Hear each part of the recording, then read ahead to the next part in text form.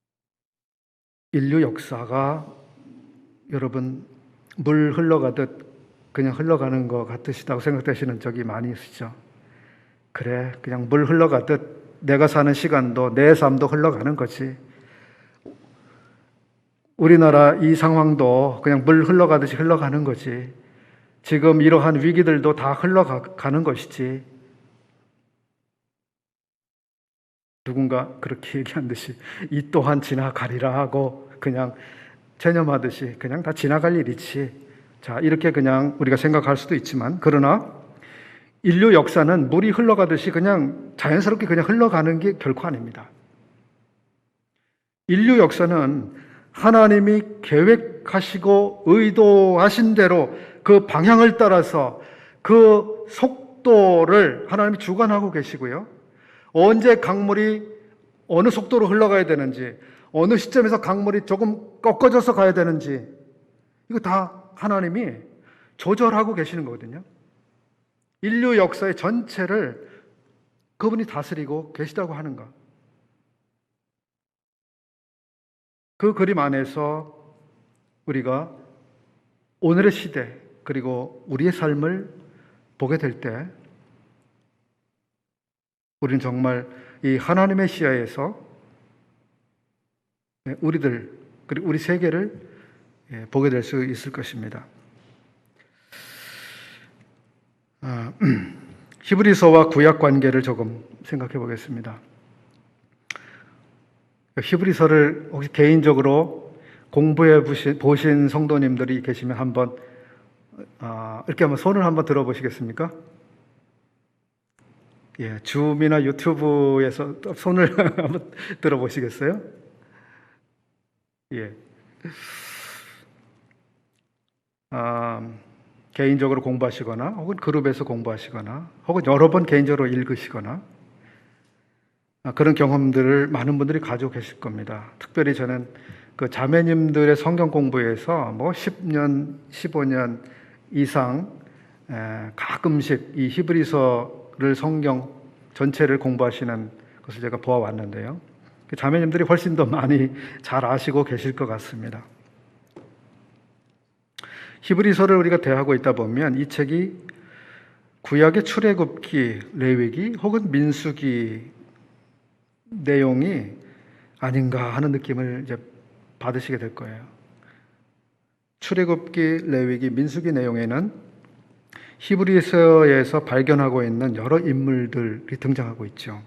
예컨대 모세, 아론, 여호수아 이런 중요한 인물들이 나오고요. 천사들도 등장합니다. 그리고 출애굽기, 레위기, 민수기 안에는 레위인, 제사장, 성막, 성소, 지성소, 언약궤, 회막, 휘장, 피뿌림, 안수, 제사, 제물, 속죄, 연락된다, 정결케 한다와 같은 이런 단어들이 굉장히 많이 사용되고 있습니다. 그래서 우리는 히브리서를 보게 될 때에 이 구약의 성경들을 지금 읽고 있는 듯한 느낌을 받게도 됩니다. 자, 우리가 출애굽기를 조금만 더 보겠습니다. 생각해 보겠습니다.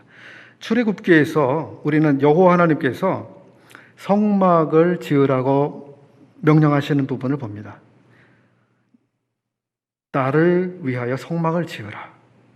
그 성막의 구조, 그 성막을 만드는 재료, 그 성막의 모양, 그리고 성막의 크기는 어떠한 크기로 만들어야 되는지, 그리고 어떤 것은 어떤 방식으로 만들어야 되는지까지 아주 세세하게 지시를 해놓고 계십니다.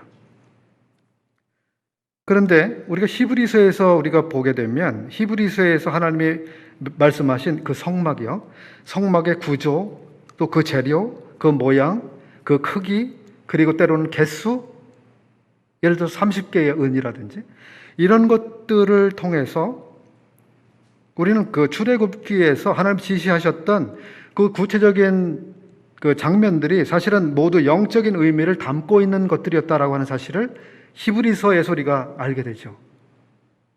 그래서 우리가 히브리서가 없었다면 구약의 그것만 가지고 있었다면 그게 도대체 무엇을 말씀하고자 하셨는 것인지에 대한 실체를 모른 채 그냥 흐릿한 그림자를 보는 것으로 끝나게 되고 마는 것이죠.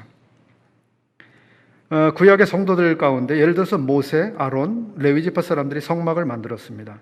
성막 기구들을 만들고 그랬을 때 그 회막이 갖는 영적인 의미, 하나님이 성막을 만들라고 하셨는데 이 성막이라고 하는 것은 도대체 하나님께 무슨 의미가 있고 이것이 결과적으로 무엇을 말씀하려고 하신 것인지를 히브리서가 아니고는 우리가 이해할 길이 없습니다. 구약의 그분들은 실제로 그걸 재료를 가져다가 만들고 그렇게 헌신했지만 본인들이 만들고 있는 이것이 도대체 무엇을 말하는지를 아주 희미한 정도로만 이해하고 있었죠. 레위기 생각해 보겠습니다. 레위기에서 우리는 레위인, 제사장, 그 사람들이 어떤 혈통의 사람들이어야 되는지를 알 수 있습니다. 그죠? 어떤 지파 사람들만 성소에 섬길 수 있고 그 지파 중에서 누구의 자손들만 제사장이 될 수 있고 그들 가운데 어떤 사람만 대제사장이 될 수 있고 자격이 요구되고 있고 그 다음에 그 혈통적으로 그런 성소에서 섬길 사람들이라 하더라도 그들이 성소에 들어갈 정결한 상태를 어떻게 유지할 수 있는지, 그렇게 하지 않은 상태에서 들어가게 되면 어떤 화를 입게 되는지, 어떤 동물이 번제물이나 속죄제물로 하나님이 요구하시는 기준에 맞는 것인지 그렇지 않은지 레위기가 세세하게 말씀하고 있습니다. 번제 경우만 해도 그렇잖아요. 겉모양이 이상하고 발가락이나 손가락이 하나 더 많든가 없든가 그래도 안 되고요. 하다못해 이게 죽여서 몸을 갈랐는데 내장의 기구들 간, 위, 쓸개, 콩팥 등등에 있어서 이게 문제가 있는 거다 그러면 죽였다 하더라도 그 번제로 드릴 수가 없는 거예요. 내장까지 철저하게 조사해서 완벽한 내외부였을 경우에만 번제 제물이 될 수 있었어요. 그렇게 하나님께서 완전한 제물을 그 기준으로 제시하셨습니다. 자, 이것이 히브리서에서 무엇을 말한 것인지를 우리가 볼 수 없었다면 우리는 그냥 겉만 핥고 마는 것이죠. 제물을 어떤 식으로 죽여야 되는지, 그리고 그 피, 그리고 고기를 번제단과 성소에서 어떻게 뿌려야 되고 또 어떻게 태워야 되는지, 이런 것들을 우리가 레위기에서 보는데 이것이 결국 히브리서를 통해서 무엇을 상징했던 것인지 또 모형으로 보여주셨던 것인지를 알게 됩니다. 그런가 하면 우리는 출애굽기, 레위기, 민수기 그리고 여호수아까지의 기록들을 통해서 우리는 모세나 여호수아라고 하는 이 걸출한 리더십을 봅니다. 그리고 하나님께서는 이 리더들을 통해서 자기의 백성들을 그 약속한 땅에 들어가게 해서 안식하게 하시려고 하시는 목적을 가지고 계셨습니다. 그러나 모세가 그렇게 하는 일에 실패를 하게 됐고 여호수아가 이스라엘 백성들을 위해서 그들을 약속의 땅에 들어가게 하는 일에 쓰임을 받았습니다. 그럼에도 불구하고 히브리서는 구약의 그 리더들이 주지 못했던 그 안식에 대해서 말씀하고 있고 그 안식이 우리에게 어떻게 지금 이루어졌는지에 대한 그 실체를 우리에게 말씀해 주고 있습니다. 히브리서가 아니면 이런 것들을 알 수가 없게 되죠. 또 하나는 이제 앞에서 말씀드린 레위 지파 아론의 자손들을 하나님이 구분해 내시고 그들을 통해서 이 성소의 일을 하도록 하시고요. 특별히 대제사장이라고 하는 직분, 이것에 대해서 우리는 이제 모세 이하 모든 그 유대 역사를 통해서 이러한 그 레위 계통의 제사 직분 그리고 제사장에 대해서 그것을 하나님이 어떻게 사용해 오시고 그걸 통해 무언가를 성취해 오셨는지를 우리가 보게 되는데, 그러나 히브리서에서 우리는 레위 지파를 통해서 하나님의 하고자 하셨던 그것은 결코 사람들에게 완전한 속죄를 위한 사역, 그리고 안식을 가져다 줄 수 있는 완벽한 그 성소의 일을 이뤄낼 수 없었다고 하는 사실을 말씀하고 계시고, 그러한 완벽한 제사장의 그 사역이 전혀 다른 계통에서 온 제사장이어야만 한다고 하는 사실을 밝히고 있죠. 그 전혀 다른 계통의 제사장, 그 계통이 어떤 계통이죠? 멜기세덱이라고 하는, 창세기에서 잠깐 딱 보였다가 전체 성경에서 싹 사라져 있었던 그 인물이죠. 알 수 없는. 그래서 그는 시작도 없고 끝도 없고, 그죠? 하나님과 방불하고, 그는 살렘 왕이고 평화의 왕이고, 지극히 높은 하나님의 제사장이라고 설명하고 있는데요. 히브리서가 아니면 우리가 알 수 없었을 그런 멜기세덱의 반차를 쫓아오신 예수 그리스도라고 하는 이 특별한 대제사장, 이분이 어떻게 레위의 계통을 따르는 이 제사장과 제사 직분과 엄격하게 다른지, 그리고 그분만이, 그 계통을 따라서 오신 분만이 그 하나님의 위대하신 목적을 성취할 수 있는지를 우리가 볼 수 있습니다. 히브리서가 아니면 이런 것들을 우리가 전혀 알 길이 없는 그런 그림들입니다.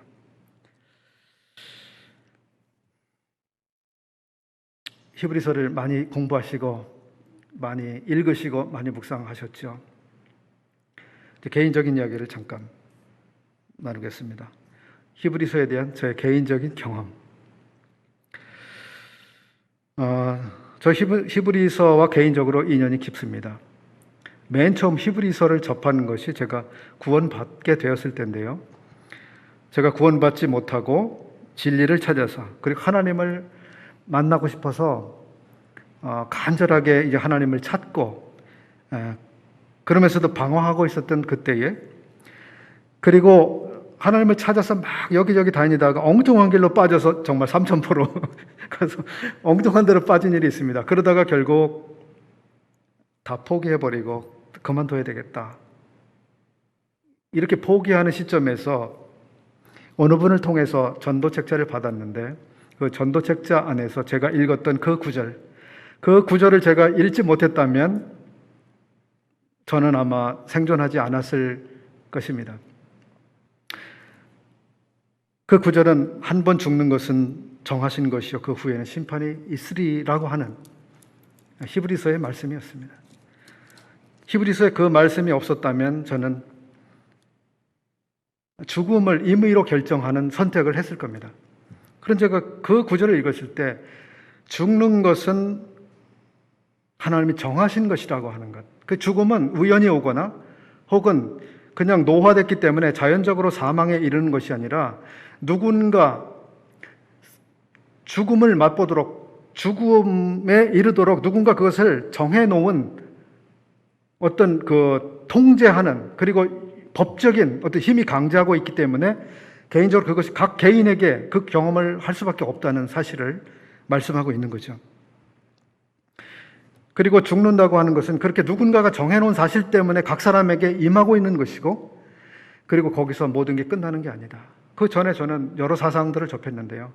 죽으면 그만, 모든 것은 무로 돌아가고 무에서 와서 무로 돌아가는 것이 삶이지, 뭐 이런 사상을 접하기도 했었습니다만, 히브리서의 그 말씀은 한번 죽는 것이 끝이 아니라 그 후에는 심판이 있으리라고 하시는 이 엄미한 말씀이 거기에 기록되고 있었습니다. 그래서 저는 이 살벌하고 두려운 이 상황에 직면할 자신이 없었고, 저는 다시 한번 성경으로 돌아가서 성경을 다시 한번 읽어야 된다고 하는 이 생각이 들기 시작했습니다. 그래서 그런 과정을 통해서 제가 주님을 이제 알게 되었습니다. 이것이 제가 히브리서라고 하는 성경을 맨 처음 경험한 경험이 됐습니다. 성도님들에게는 히브리서의 어떤 말씀을 경험해 보셨습니까? 제가 신앙생활을 하고 수년이 흐른 다음에 이런 말씀이 또 저에게 경험이 되었는데요. 하나님의 말씀은 살아있고 운동력이 있어 좌우의 날선 어떤 검보다도 예리하여 영과 혼과 및 관절과 골수를 찔러 쪼개기까지 하며 또 마음의 생각과 뜻을 감찰하나니 지으신 것이 하나라도 그 앞에 나타나지 않음이 없고 오직 만물이 우리를 상관하신 자의 눈앞에 벌거벗은 것까지 드러나느니라. 4장 12절과 13절 말씀인데요. 처음에 이 구절은 저에게 굉장히 두려운 말씀 구절이었습니다. 그분이 얼마나 놀라우신지 속속들이 뼛속 깊이 아신다고 하시는데요. 제가 신앙생활을 해감에 따라서 이 구절은 두려움의 말씀만이 아니라 얼마나 감사가 되는 말씀인지 몰랐습니다. 마치 이 구절은 의사가 어떤 환자의 질병 상태, 건강 상태를 확인하기 위해서 진단하고 있는 과정과 같다. 엑스레이나 MRI 혹은 CT로 쫙 찍으면 우리 시선에서 보이지 않는, 눈에서 보이지 않는, 혹은 어떤 경우 엑스레이조차도 볼 수 없는 것까지 깊이 들어가서 이 사람의 지금 뼛속 안에서 무슨 일이 일어나고 있는지 다 알 수 있는 정도로 우리를 깊이 관찰하시는, 우리를 깊이 아신다고 하는 것은 무엇일까요? 우리의 상태, 우리의 필요 다 아신다고 하는 거죠. 다윗이 시편 139편 23절에서 이런 말씀을 기록했습니다. 하나님이여 나를 살피사 내 마음을 아시며 나를 시험하사 내 뜻을 아옵소서. 내게 무슨 악한 행위가 있나 보시고 나를 영원한 길로 인도하소서. 다윗은 그걸 원했어요. 자기 심중에 깊은 자기 마음속에 뭐 숨겨진 악한 것이 있는지 하나님은 나를 살펴주십시오. 그리고 내 마음에 어떤 동기를 가지고 살고 있는지, 하나님을 향해서 제가 어떤 마음을 품고 있는지 하나님 저를 검사해 주십시오. 제가 어떤 질병이 있는지 한번 검사해 주십시오. 그리고 나를 영원한 길로, 즉 영생이라고 하는 그 안에서 하나님과 누리는 이 풍부한 그 길로 나를 인도해 주십시오. 그렇게 기도를 했습니다. 우리를 상관하시는 자의 눈앞에 벌거벗은 것 같이 드러나느니라. 수년 전에 저는 여기 상관한다고 하는 말씀이 아주 새롭게 다가온 적이 있습니다. 우리는 자신의 일에 대해서 누군가 간섭을 하려 든다거나 좀 더 깊이 알려고 들면 상관하지 마 이렇게 말합니다. 엄마와 자식 사이에서도 그러죠. 엄마 상관하지 마. 내가 알아서 할게. 내 일이야. 당신 나한테 상관하지 마세요. 여러 가지 형태의 상관이라는 말을 씁니다. 이건 내 일이니까, 내 거니까, 내 사정이니까, 내가 해결할 일이니까 신경 쓰지 마세요 라고 하는, 그죠? 마음이 담겨 있는 말이죠. 상관. 그런데요, 여기 하나님은 우리를 상관하신다고 말씀하고 있습니다. 우리를 상관하신다고 말씀하고 있습니다. 그분이 우리를 상관하고 계신다고 말씀하고 있습니다. 하나님 상관하지 마세요. 내 일에 상관하지 마세요. 내 일은 내가 알아서 해요.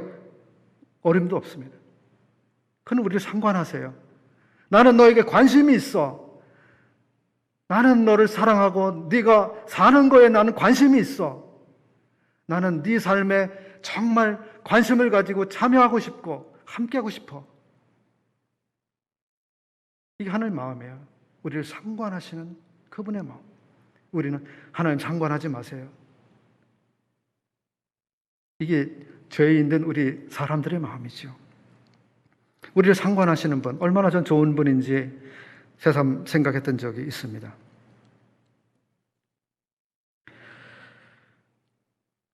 최근 몇 년 사이에 이 히브리서는 그 1장부터 시작해서요. 그리스도가 얼마나 위대하신 분인지, 얼마나 영광스럽고 놀라우신 분인지, 비교할 수 없는 분이신지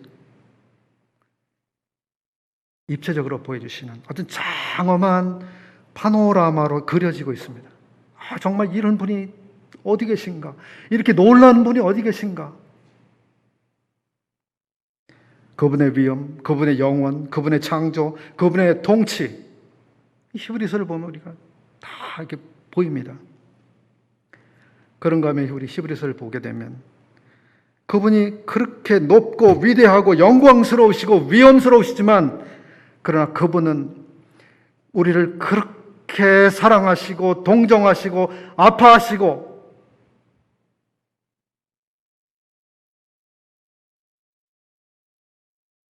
우리와 함께 울어주시는 그 대제사장,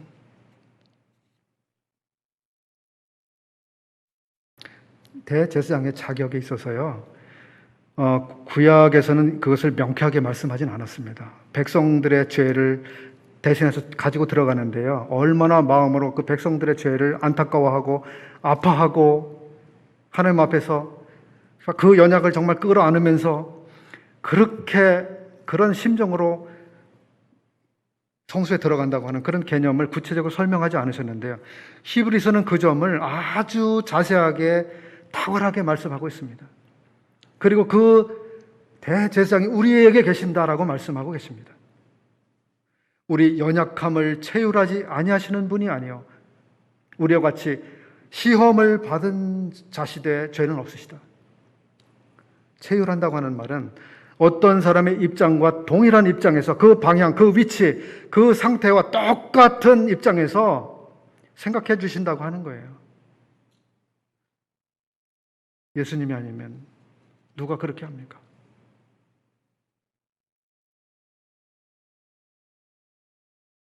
히브리서는 최종적으로 이렇게 우리에게 다가옵니다. 그분 같은 분은 없다. 그분 같은 분은 없다.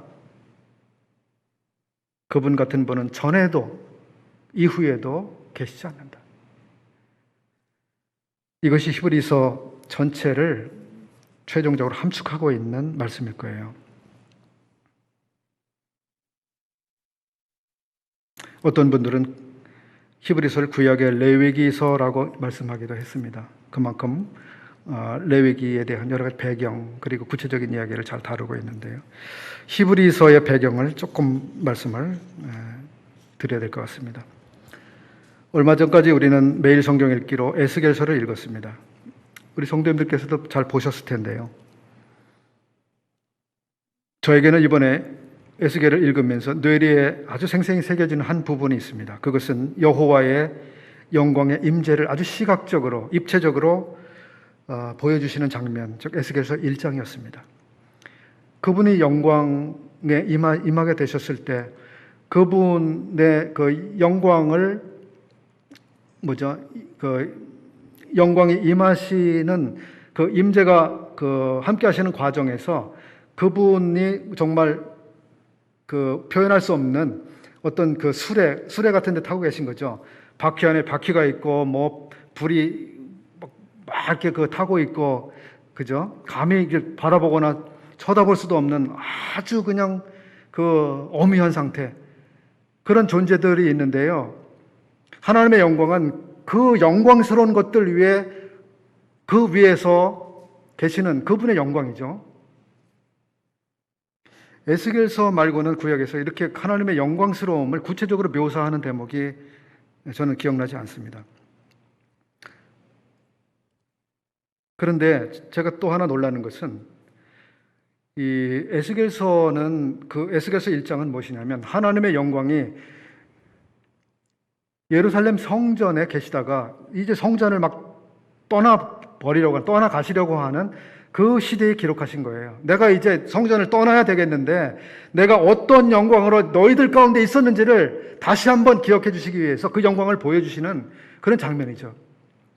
그리고 그 하나님이 떠나가시면서 마지막 보여주시는 그 영광은 그분이 어떤 영광스러움으로 거기에 임재하게 됐는지를 처음 보여주었던 바로 솔로몬의 성전을 그 헌당 그 낙성식을 하던 그때조차 보여주시지 않았던 그런 그림이었습니다. 역대하 7장 1절부터 3절까지 우리가 읽어보게 되면 이 솔로몬이 그 어마어마한 성전을 준공하고 그 다음에 수많은 번제를 희생 제물을 드리고 그리고 기도하고 그리고 여호와의 영광이 거기에 임하는 이 과정을 기록하고 있는데요, 에스겔서 1장과 같이 그분이 어떤 영광 가운데 지금 그 임재하고 계시는지를 구체적으로 그려놓지 않았어요. 그저 빽빽한 구름, 그 안에서 여호와께서 얼마나 두렵게 충만하게 임재하고 계시는지만 간략하게 말씀해주고 있습니다. 그런데 에스겔서의 그 장면을 이 역대하 7장에 가서 그 그림을 한번 그려보시죠. 그러면 거기에 빽빽하게 이제 헌당한 성전에 임하시던 하나님의 영광이 임하셨을 때 에스겔서 1장과 같은 그 어마어마한 영광으로 거기에 딱 임하시던 그런 그림. 아마 그때 그렇게 임하셨을 거예요. 그럼에도 불구하고 그때는 그렇게 구체적으로 그걸 보여주시지 않았습니다. 그걸 몰랐죠.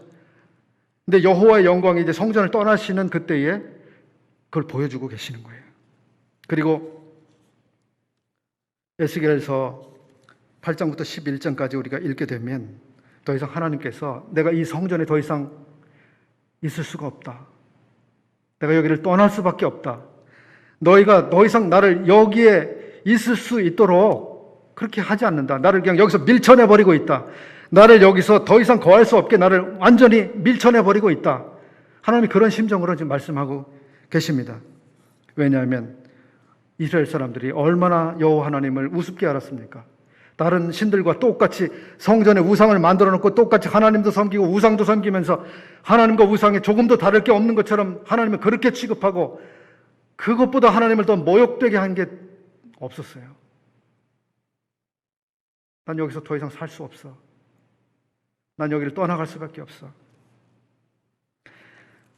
하나님을 떠나가시게 만들었어요.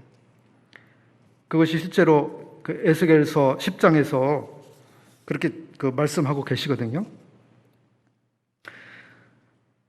여호와의 영광이 성전 문지방에서 떠나 동문으로 향하신 다음 성읍에서 더 올라 성읍 동편 산 위에 머무르시고 결국 이방 나라로 이동하시는 과정이 기록이 되고 있는데요. 저는 신약에서 그 계시록에서 라오디게아 교회를 향해서 주님이 말씀하신 그 장면, 나는 지금 문 밖에 있어. 나는 문을 두드리고 있어. 그 그리며 자, 교회가 있는데요. 교회 주인, 주님은 문 밖에 쫓겨나 계시고요. 나에게 문 좀 열어줘. 그 기다리고 계시는 그 장면. 주님이 밖에 계시는데 그게 무슨 교회일까요? 주님은 나가 계세요. 우리가 여기 다 알아서 할게요. 자, 주님은 잠깐 밖에서 기다리세요. 우리가 여기서 회의하고 결정하고 우리가 필요한 사역을 다 할 테니까 주님은 저 밖에 나가서 좀 기다리고 계세요. 이런 그림. 자, 우리가 다 해볼 테니까 주님 그냥 거기 좀 계세요. 교회가 이런 것보다 더 큰 실수가 어디 있을까요? 자, 에스겔 10장에서 우리는 성전에서 여호와의 영광이 결국 떠나가시게 되고요. 결국 이건 뭘 말씀하냐 하면 성전에서 하나님의 영광이 떠나시게 되면 성전은 뭐죠? 주인이 없는 빈 집이 됩니다. 빈 집은 흉가나 폐가가 돼요. 자, 그렇게 됐을 때 실제로 에스겔서 10장 이후에서 나온 이야기 계시가 뭡니까? 그 당시에 솔로몬 성전이 바벨론 군대에서 철저하게 다 파괴돼 버리고 망가지는 거예요. 빈집이니까요. 영광이 떠나셨으니까요. 히브리서 배경을 말씀드리는데 이 장면을 지금 말씀드리는 이유가 이것과 관련이 있습니다. 히브리서가 기록되는 것은 AD 67년과 68년도 경으로 사람들이 연구하고 있습니다. 그렇게 믿고 있어요. 근데 AD 67과 68은 뭐냐 하면 AD 70년에 바로 그 주님 당시에 있었던 헤롯 성전이 AD 70년에 철저하게 파괴가 됐거든요. 그러니까 2년이나 3년 뒤에는 이 성전이 완전히 파괴되는 상황이 오는 거예요. 자, 이건 뭘 말씀할까요? 더 이상 그곳에 그런 성전은 있을 필요가 없다라고 하나님이 그렇게 최종적으로 판단하시고 그 성전이 완전히 허물어지도록 하시는 그 일을 하실 것이라는 거예요.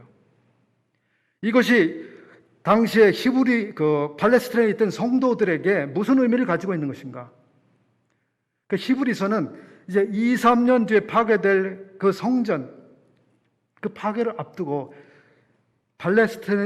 팔레스타인에 있었던 성도들에게 던지는 하나님이 보내주시는 메시지입니다. 그건 뭘까요?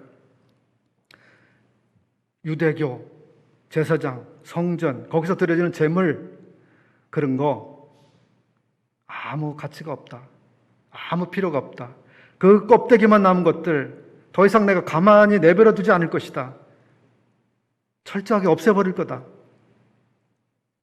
그래서 2, 3년 뒤에 그렇게 됐습니다. 그 뒤로 거기에서 그 성전에서 아직도 2000년 지났잖아요. 아직도 예배를 드리지 못하고 있어요. 예배를 받을 분이 거기 안 계시거든요. 자, 그러면 그 성전이 2, 3년 뒤에 파괴가 되는데 그럼 그 당시에 팔레스타인 성도들에게 왜 그걸 말씀하시는 것이냐?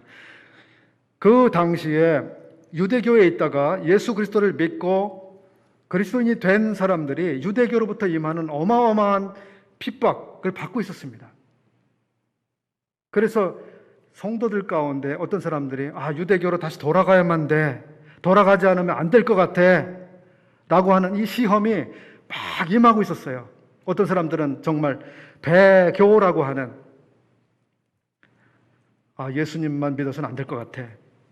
뭔가 손해가 너무 커. 피해가 막심해. 살지 못할 것 같은데. 그래서 유대교로 돌아가면 될 것 같아. 이러한 그 정황이 있었던 거예요. 그 상황 속에서 하나님께서는 이 히브리서를 통해서 말씀하시는 거예요. 너희가 지금 다시 돌아가려고 시험받는 그 유대교는 껍데기야, 형식이야, 아무것도 아니야. 예수 그리스도께서 완벽하게 실체를 다 이루셨어. 그와 비교할 만한 어떤 제사장, 어떤 제사, 어떤 성전, 어떤 성소, 그 무엇도 없어. 그러니 붙들어. 예수 그리스도를 붙들어. 어렵지만 인내로 붙들어. 그리고 우리 함께 달리자. 경주하자. 끝까지 경주하자. 이 메시지를 하나님이 던지고자 하신 거예요. 이제 히브리서를 통해서 이제 자세하게 공부해 가시면서 여러 가지 구체적인 것들을 더 상고하시고 또 유익을 얻으시기를 바랍니다. 시간이 조금 지나가는 것 같은데요. 조금만 더 언급을 해야 될 것 같습니다. 히브리서는 그래서 전에 유대교 안에 있었던 것과 그리스도께서 성취하신 것의 차이를 계속 비교해서 말씀하고 있어요. 여러 곳에서 그걸 비교합니다. 무엇이 더 월등하고 탁월한지를 계속 말씀하고 있어요. 그래서 더욱 이라고 하는 것이 굉장히 여러 군데 나옵니다.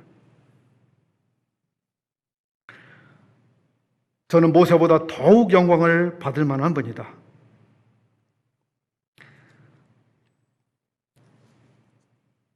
그리고 멜기세덱과 같은 별다른 한 제사장이 일어난 것을 보니 더욱 분명하도다. 예수는 더 좋은 언약의 보증이 되셨다. 이는 더 좋은 언약으로 더 좋은 언약의 중보시다. 그분은 이 창조에 속하지 아니한 더 크고 온전한 장막으로 말미암았다. 하늘에 있는 것들의 모형은, 하늘에 있는 그것들은 여기에 있는 눈에 보였던 그런 것보다 더 좋은 제물로 해야만 했다. 성도들에게는 더 낮고 영구한 산업이 있다. 그리고 믿음으로 아벨은 가인보다 더 나은 제사를 드렸다. 성도들이 이제는 더 나은 본향을 사모하고 있다. 모세는 애굽에서 낙을 누리는 것보다 하나님의 백성들과 함께 고난받는 것을 더 좋아했고 더 큰 제물로 여겼다.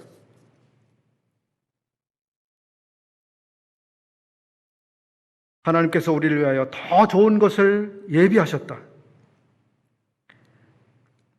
새 언약의 중보이신 예수와 및 아벨의 피보다 더 낮게 말하는 뿌린 피, 이런 등등의 여러 구절을 통해서 유대교라고 하는 이 그림자, 그리고 모형, 상징, 그리고 초보적인 것, 이런 것들과 우리 주님이라고 하는 그 실체, 그리고 말할 수 없는 탁월함, 비교가 불가능한 그분, 그리고 그분의 사역을 비교해서 말씀하고 있어요. 이것은 그만큼 우리로 하여금 그리스도만으로 얼마나 충분한지, 더 이상 유대교 같은 그런 종교적인 형식, 이런 것들이 얼마나 우스운 것인지 말씀해 주고자 하시는 거죠.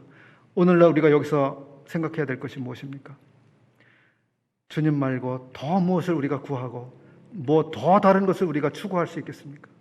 더 나은 무엇, 더 좋은 무엇, 더 나은 무엇을 우리가 기대하고 섬기고 그렇게 살겠습니까?